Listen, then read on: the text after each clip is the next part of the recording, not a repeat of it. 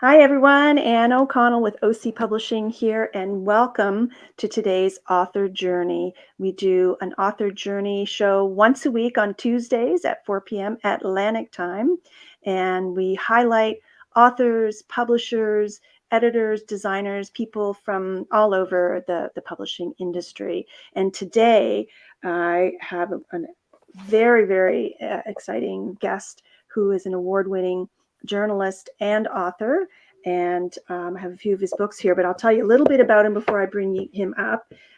His books have helped raise a church and topple a statue. He finds real stories and turns them into engines for change. He works as a journalist. His name is Jon Tattrie, works as a journalist for CBC News in Halifax. He holds a master's degree in writing from the University of King's College. He's the author of 2 novels and 5 books of nonfiction, including Cornwallis, The Violent Birth of Halifax, Daniel Paul, Mi'kmaq Elder, and the best-selling biography, The Hermit of Africville, as well as the book I have in my hand here, Peace by Chocolate, which has been made into a motion picture, so it'll be fun to delve into that. His writing has been published in the Globe and Mail, Chronicle Herald, Canadian Geographic, Saltscapes, and Progress Magazine, and he's appeared on numerous radio and television programs. He followed the Haddad story from the day Tarik arrived and first spoke to Tarik in 2016 on the day he and his father met Prime Minister Justin Trudeau. And we're going to talk a little bit more of that. So without further ado, I'm going to bring Jon up to join me in our author journey today. Hello. Hey, Jon. How are you? Oh, I'm very excited. Thank you so much. I'm glad it arrived on your desk. Welcome to the Author Journey. How are you today? I'm doing pretty good. Yeah, thanks for inviting me. Oh, it's absolutely my pleasure. And as I devoured this book, I have to say, it was one of those hard to put down books. Tarik and his family, the Haddads, are quite world famous now, it was a really riveting read, and all of the stories that you write. And I also devoured The Hermit of Africville, so I will have to get these over to you to sign them for me as well. Sure. But so let's just jump right in. Why biography? I know that with your background as a journalist, digging up stories and providing platforms for issues is probably part of your very fiber. But how did it evolve from the journalism into writing full length? Yeah, a lot of it was to do with my weaknesses as a writer rather than my strengths. Yeah, like I started out, I wanted to write from a young age and wrote 5 novels in my 20s that were not published and were not probably publishable. And I finally got one published around 30, and my publisher, Leslie Choice at Potterfield Press, suggested I try nonfiction. And so I was kind of interested in that idea to try writing a true story. And the way it worked with my weaknesses is that I got a great rejection letter early on from the good people at Gasbro Press. I'm sure they're forgotten about it by now and all of the rejections they've sent, but I remembered it. But I was pretty good at the sort of abstract mood of writing, and my writing was technically good, but it lacked the kind of concrete reality that makes a book stand out. Mm-hmm. And I think that kind of was the main reason I didn't really have too much success with those first novels, is because I just wasn't very good at writing about real people, real situations, kind of that side of it. Mm-hmm. But then when I met Eddie Carvery, I was as a reporter down in Africville in about 2008, 2009, and I was interviewing someone else, and Eddie wandered over, and I recognized him immediately from news coverage in the 1990s here. He was infamous. And he was just a really interesting guy, and he talked, and he just had so many things to say. I proposed that we write a book about his life, and nobody had. And for me as a writer, it was like the perfect solution to my writing problem, in the sense that Eddie was the most concrete person you'll ever get, the most real, vivid, over the top, colorful. Yeah. From the Old Testament. Someone from the Old Testament. Mm-hmm. So to be able to try and focus instead on capturing him accurately, and I always thought it was like painting a portrait of him, and then that let my writing strengths kind of shine a little better. So that's how I shifted into biographies, nonfiction, but biographies in particular. I don't know, it works well for me to have one person to focus on. I've Hmm. written other sort of books too, but I really like to have one central person to anchor the book around. Well, and you bring up a really good point, but I mean, he's so multifaceted, like in all of the people that you've written about. But let's kind of hone in on Eddie here. Um, but even though he's the central character, there's also a lot of insight and story around the people surrounding him. His family when he was growing up, and the relationships that he had. And one of the questions I have for you is how many interviews, like on average, do you do? Because these stories really go in depth, and and you're telling a story. It's not just doing like a bio on an individual. So there are chapters that you're writing from a perspective of a family member. So I mean, how do you dig up all of that? Obviously, good journalistic interviewing skills. Yeah, interesting you mentioned that in Piece by Chocolate, because that Piece by Chocolate was Yes, my most recent book. So that's me with 10 plus years of experience. It was totally different, a very different process. yes, But yes. with Eddie, I was just kind of winging it. I really had no idea what I was doing. I was still pretty new as a journalist then. But Hmm. once Eddie was on board and Pottersfield was on board, then we kind of had no choice but to keep trying to write a book. And so for that one, I kind of saw it as primarily like almost like Eddie's memoir. Is how Hmm. I was writing it. Like one book I had in mind was the autobiography of Malcolm X by Alex Haley. That was a Hmm. book I had read as a teenager, and it just floored me, as it does a lot of people. And Alex Hmm. Haley wrote the book, but from Malcolm X's perspective, and it really, for me, set the high watermark for what a book could do, and that's what I Hmm. wanted to aim at with Eddie. So I talked to him for about 40 hours of on the record sit down interviews in 40 hours. about 40 hours. Yeah. Wow. Hmm. I didn't have kids yet. I wasn't married. I had more time on my hands. But yeah, so I would just go out to Africville and just spend, I'd go out there several times a week and just hang out for a few hours, and we'd maybe do an interview for an hour, and then I would just hang out for the rest of the time. And people would Hmm. come by, like old friends would come by. They'd have like fish that they caught for me, like, here's something for you, Eddie, or or they just were coming to visit Africville. People who had been away for years would come back and they'd visit Eddie. People from Hmm. all over the world, Australians would turn up. Just everybody seemed. It looks when you drive past it and you look down, on the bridge and you look down, it Yeah. looks like there's nobody in Africville, and there Hmm. hasn't been for a long time. But Eddie always kept the light burning, kept the home light on, for anyone Hmm. who wanted to visit him. And in that story, I mean, you went right back to his childhood. Did you talk to family members as well? Because there's some pretty like earth-shaking, heart-wrenching stories. Yeah, yeah, it was. Yeah, it was. So I always started with Eddie first, and I wanted to get his Hmm. perspective on things. But at the time, his brother Victor was very involved in his protest, and Victor kind of came out like in the 1990s when the G7 came to Halifax and kind of Hmm. started to put Africville, the protest, on the international map because Hmm. Halifax was trying very hard to get these two black men protesting out of the park so that nobody would. Of course, it backfired, and the New York Times did a huge profile on Eddie Carver, and Yeah. I think it kind of eventually Yeah. around a little bit. So I talked to Victor. He's since passed, but I spoke to him quite a bit. And Hmm. Irvin Carver, he's quite well known around Halifax. Eddie's Hmm. other younger brother. I spoke to two of his ex-partners, family members, people who knew him, as many people as I could. It was kind of, uh, like when I was writing, doing the same thing in Piece by Chocolate, I had the Hmm. advantage that I could look at a Facebook post they had done and see who else was tagged in it. Right. Right? Whereas with Eddie, nothing was written down, nothing was recorded. It was all Wow. his, because like nobody had ever really told his story, written it down. There'd been a Hmm. short movie that sort of mentioned him, but Hmm. nothing to tell his story. So that was the main goal I wanted to get across. So for the people who are that watch this interview and aren't familiar with the history of Halifax and Africville, just touch a little bit on what the issue was and still is, honestly.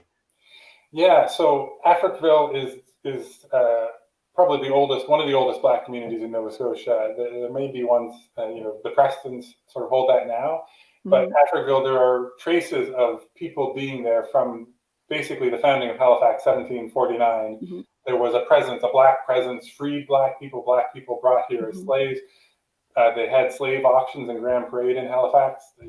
It's not marked there, but they did. People who were free, people who had bought their freedom, they would move just outside of the city to what eventually became Africville. And then it first sort of turns up on the records in the 1840s and 50s when the first property documents are signed. So it sort of formally, officially exists then. And it grew to be quite a strong, vibrant community in times of struggle in Halifax, like when food was not plenty, they could turn to Africville, which people had farming there. They had food, so they could Fishing. be poor. And fishing was a big industry there too. But Halifax, the white-run city of Halifax, kind of had it in for Africville for a very long time. I found records from sort of 1915 thereabouts of the city council planning to demolish it and make it an industrial zone with no plans beyond that. But then the Halifax explosion happened, and they were too busy recreating the north end of Halifax. Well, they put a dump in there and then a jail overlooking it. So they, even before they bulldozed Africville, there were a lot of things that were inflicted upon the community that were just unfair and quite mind-blowing, right? Yeah, the disgraceful behavior from Halifax. And as a white person myself growing up in Halifax, that was kind of what I heard about Africville, that it was, you kind of were encouraged to have this vague impression that it was a community that was formed around a dump and that had to be destroyed for urban renewal. But, you spend 1 minute with Eddie Carvery and that's not true. Right. He's been there, he was born there. So Eddie was born in Africville in 1946. Just before the dump arrived, just before they took the school away. They used to have a school, they took that away. And Eddie was in his 20s when they started destroying Africville, and his eyewitness account of that was harrowing. It was shocking to believe that it happened in Halifax, just down the hill from City Hall. But they would go in, lots of sort of dirty tricks where they would tell someone, we're going to give you this much money, you can buy a new house. And then once they were out, they would bulldoze the property and the house would disappear. So he watched his whole world bulldozed like a war zone. It was really like an act of war.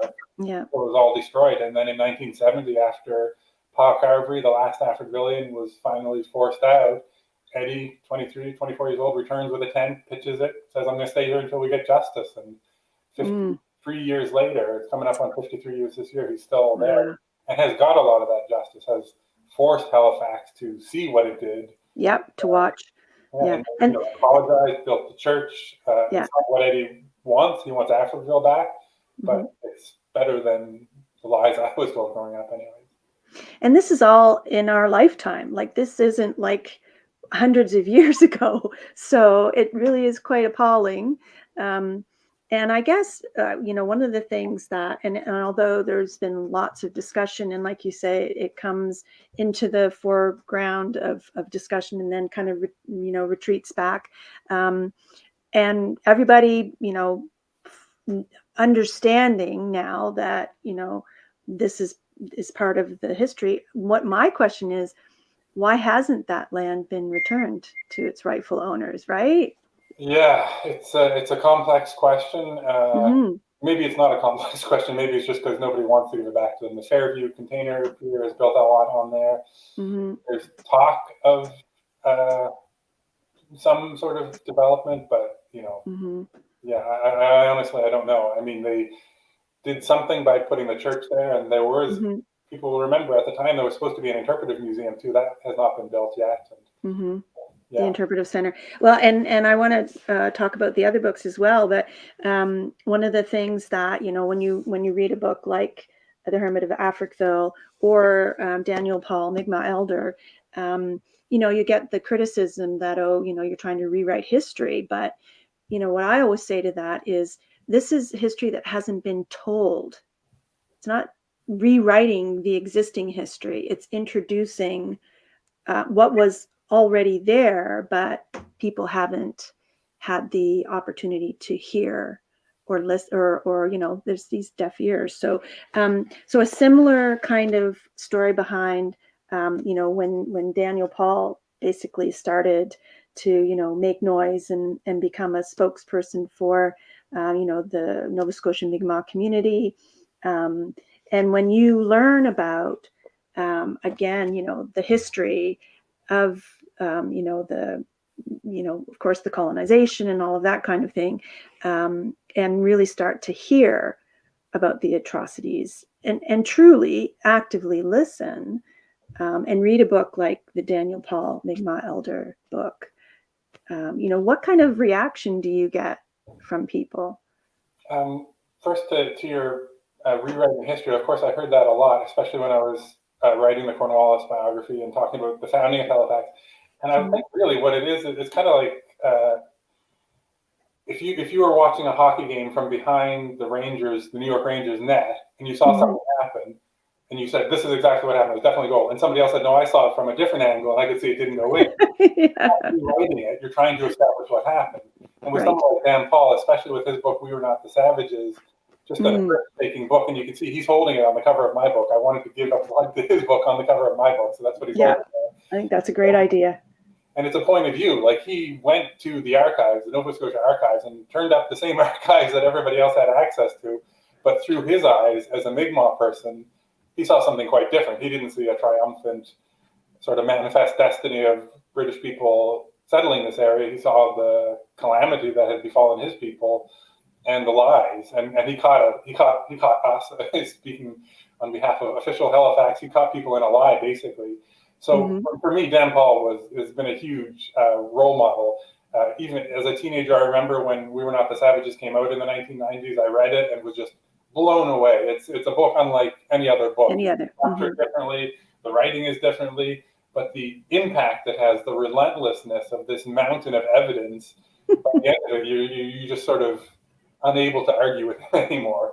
And I think his title is one of the great strokes of genius as a title, because yes, the Savages, you almost don't need to read the book anymore. He's already got his key point across, and forced me as a white person to think, well, then who were right, the Savages? Right. Who was calling you that? And it just unraveled a lot of history. So I first wrote the Cornwallis biography, and I approached Dan Paul as a stranger. I had known him as a public intellectual, one of the great public thinkers and debaters in Nova Scotian and Mi'kmaq history. And when I approached him about Cornwallis, he didn't really know me, but he shared all of his research with me. He pointed me in the right direction. Anytime I got stuck, he would say, "You should talk to this academic, obscure people, not studying Cornwallis, but studying something related, and they would have what I wanted." Like his letters from Gibraltar, where he spent the last 16 years of his career. So I was, even more impressed by Dan Paul as his willingness to share it with me. It impressed me that me, a white guy, might do a decent job and tell the truth about him. So after that came out, when Dan asked me to write his biography, I was, of course, delighted to have the chance to spend some time with him and to get to know him and his family, and to kind of meet the man behind the legend. Yeah. The man behind the legend.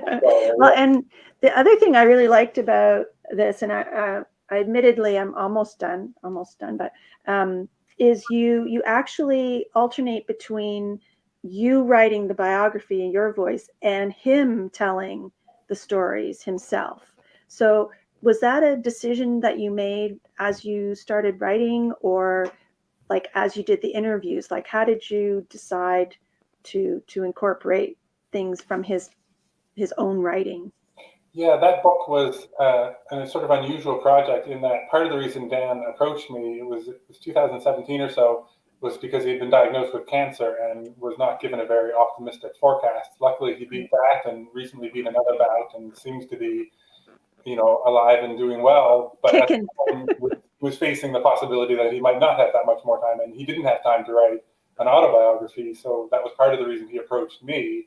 And we were working on a fairly tight schedule. So that was part of it. I wanted to sort of capture some of what he had wanted to do as an autobiography, but then to put in my side as his biographer, sort of tell the whole story. And yeah, I kind of liked the way it worked, and it gave you a chance to hear some stories in his point of view. And I think really just that sort of idea of people working together, like me as a white guy working with Eddie Carvey, Dan Paul, the Mi'kmaq man working with me. I think important for all of us to get to know each other. It's part of the reconciliation part. The truth part. That's what Dan Paul Yeah. has been, and Eddie Carvey. They have been, forcing us to confront the truth.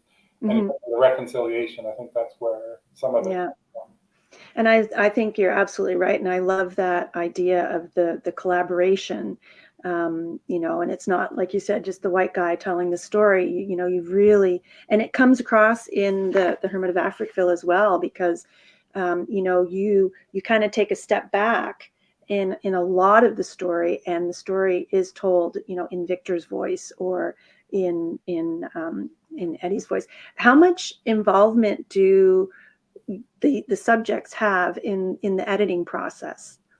I'm usually pretty open door with that, especially with books like this, especially like one with Eddie. Part of his story was that he only got as far as grade 5 in school before his teachers drummed him out, and he was not encouraged to learn. That was heartbreaking. Yeah. That was heartbreaking. Yeah, I later met someone who knew that teacher, and she was like, "Yeah, that was her. All right, that was her." Cruel. But that was part of why I kind of saw my role in Eddie's story, is that I could help him put it together. But I always wanted it to be his voice, like in my book, but his story. I always feel very privileged to tell somebody else's story, and very careful, and especially as a white man coming into it, there are a lot of things you have to a checklist you have to run through to make sure that I'm actually hearing what Eddie has to say, and not hearing what I imagined he would say, or what I was taught he would say. So with that book, Eddie and I, I printed it out. We sat down in his camper and went over page by page. Victor was in there a lot for his sections too. So Eddie had pretty, full access to it, and changed anything he didn't want to. He'll often say it's not a very good book, but it needs to be told. And I kind of, like a lot of things to me over the years, just trickles in over the years, and I still think about it and learn things. Well, and I have the 10th anniversary edition, so that's what I just bought. So obviously it's still selling. And the other thing that really is very clear is like you or they don't pull any punches. Like it is, and the language is sometimes raw, but very impactful. You know what I mean? I found them all riveting. And so now we turn to, a very different story. I was going to like the overarching theme in all three of these. I mean, we should talk about more, but we only have enough time with three.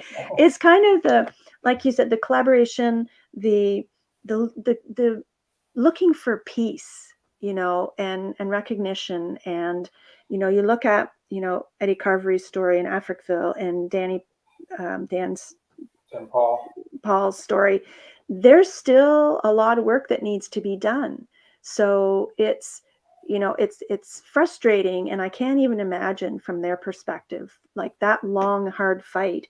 And then we have a story, and I don't want to minimize the accomplishments of the Haddad family, but you have a story like Peace by Chocolate, which is also riveting and poignant and doesn't pull any punches, and takes the story from war-torn Syria and refugees escaping, and there's again very could be triggering, but trauma that happens, but to a very different end the story, a happy ending, if you will. So talk a little bit about like how does that sit with you? Like how do you, as the person who's spending 40 or 50 hours with these people, I mean, it must be really hard to maintain any kind of objectivity. I don't really go for objectivity. I think I'm going more for subjectivity, and trying to understand, get in everybody's shoes and see. And so it's interesting with my earlier books, especially like the Hermit of Africville and the Cornwallis biography. I feel like they were books you ought to read. People felt they ought to read these books, and so they stay on your nightstand, the to-read pile. Chocolate is a story you want to read. People want to read. Like I've seen the difference. It's clear as day. So it's interesting. And from a writing point of view, The Hermit of Africville was my first nonfiction book, and I wrote it like an arrow shot from a crossbow, like just fast. I wrote fast. I interviewed him fast. I was just paranoid that I would lose the opportunity. Somebody else would. He would. I don't know. I just wanted it, so I wrote it fast and mostly by myself. Whereas for the the Piece by Chocolate, I did it as part of my MFA at King's. So I wrote it very Okay, slowly right. over 2 years, chapter by chapter, with mentors, with my classmates, really building it Digging in. much slower than I ever wrote before. And I think it comes across in the book. And it's interesting because as a writer, I feel like I did a better job with it because I was 10 plus years of experience because I had written the other books. But from a reader's point of view, sometimes The Hermit of Africville seems like it was a good book to write young and raw and to kind of capture Mm-hmm. Mm-hmm. that part of Eddie, whereas Piece by Chocolate, it's a more mature story in some ways. They're more sedate, they're quieter people. But it was great fun to spend time interviewing them. I probably took 12 or so trips to Antigonish. I would drive up to Wow. Halifax and spend the 2 hours on the way up there thinking about what I wanted to talk about, and then Mm-hmm. always Tarek and Sam and Shanaz, his mom and dad, and often Ala, his older sister, and Batul, who was 16 or so at the time, would sort of flit through and increasingly became more. Yeah. Yeah. But it was built very differently and built to be savored. Like I wanted it to feel Mm-hmm. like chocolate. Like the prologue in the book is a history of chocolate. It was the last thing I Mm-hmm. wrote. Which I loved. Yeah. My editor came back to me. She's like, "Is there anything you haven't written?" And I was like, "Yeah, the history of chocolate." It's like I love chocolate. I have high standards for writing and chocolate, and that's about it. And I wanted to, so I'd always been interested. That's what drew me to Piece by Chocolate in the first place. Yeah. The chocolate part of it. And it's fascinating history as well. So I mean, I just thought that was beautifully decided on because I think it really does roll right into the story. Yeah, And the you think about chocolate, you don't really know the intricacies of it, right? yeah. And so, I mean, were you involved in the making of the movie at all? No, interestingly enough, the movie was completely separate and had started before the book did. Oh wow. Okay. Movies are so slow that I could get in there, write a whole book. So Yeah. this is the true story. The movie is a bit imagined, a bit dramatized. It's not really quite what happened. The family has a bit more conflict. I think as a storyteller, you want conflict in your story to kind Hmm. of drive it along. And the movie maker went a bit more that direction, where I wanted to more particularly explore the women's stories in the book. That was the main goal. Like when I approached Tarek about that, and again, it was just out of the blue. I just emailed him and said, "You want to go for coffee?"